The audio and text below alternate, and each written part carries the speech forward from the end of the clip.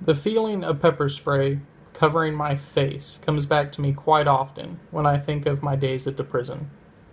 From the last week of the academy, where gas grenades were thrown at us to better prepare us for what life could be like inside the prison, to being locked in a chow hall with 150 offenders as OC gas grenades are thrown through the window ports because of a race riot.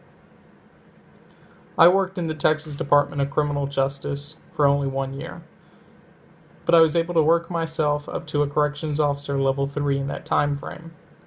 I worked in just about every aspect of the prison, from monitoring visitation to working cell blocks with the maximum security administrative segregation offenders.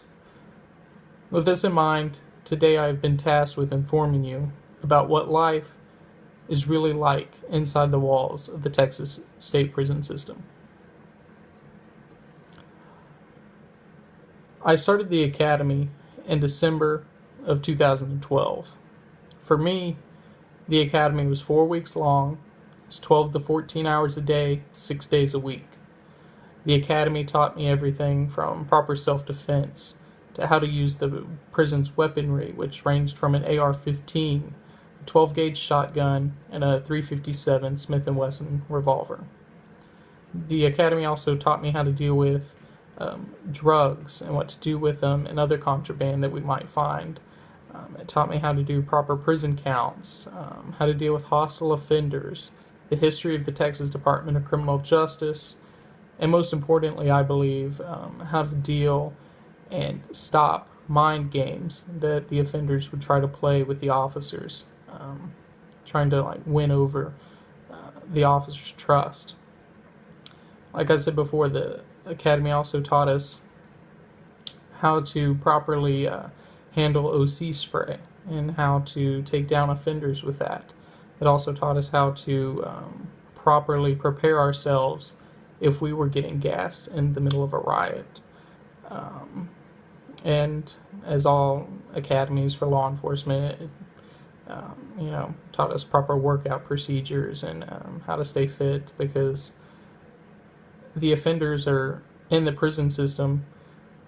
They're there 24 hours a day, have practically nothing to do. So what they do is they work out. So the officers need to be properly trained on how to handle that. Officer's life inside the prison, it starts when you walk in the first sally port.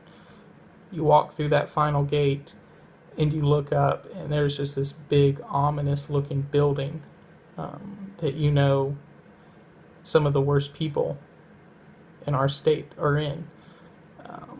And you are going to have to go in there and deal with them. You work 4 days on, 4 days off. You have 12-hour shifts at my unit, which most officers really like, because you really only end up working 6 months out of the year. You get 6 months off. Officers work in many different spots, from weekend visitation. You can work in the general population cell blocks, the administrative segregation cell blocks. You can work in the chow hall, the chapel, the wood shop, the showers.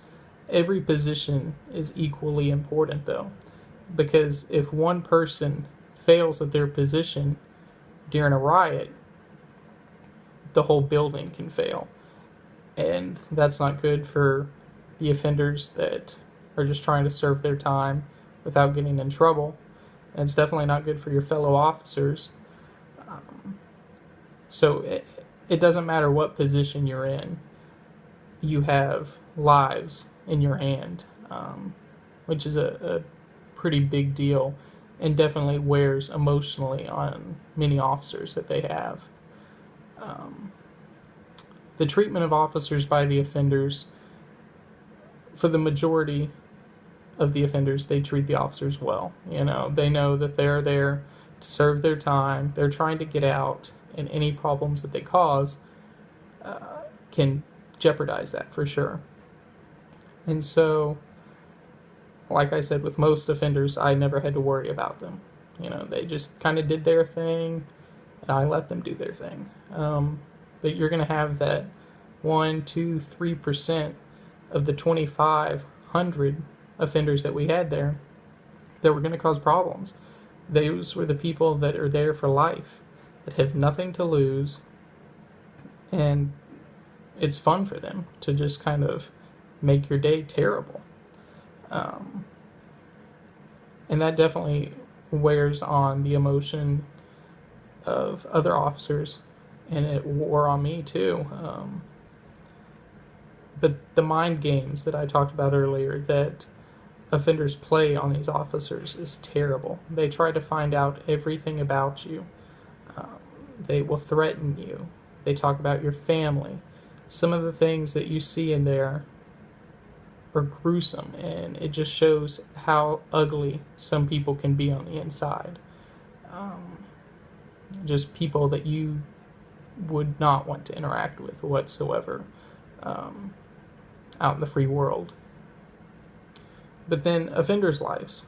There's debates on whether offenders have it too easy in prison or they have it too hard in prison.